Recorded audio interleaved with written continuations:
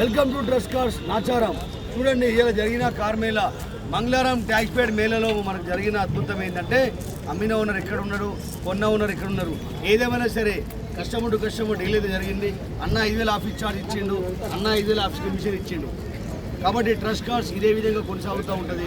Customer to customer deal చేసుకుంటా ముందుకైతే వెళ్తూ ఉంటుంది. కాబట్టి ఇప్పుడు కస్టమర్ ఎక్కడ నుంచి వచ్చారో మనం తెలుసుకుందాం. అన్న నీ పేరు?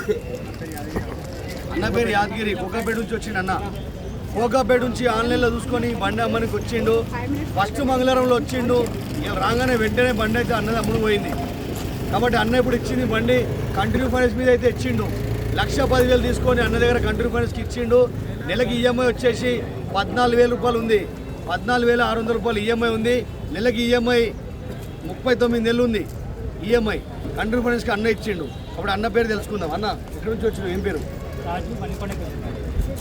చెప్పురాజు అన్న, ఎట్లా అనిపిస్తుంది కార్ మేళలా?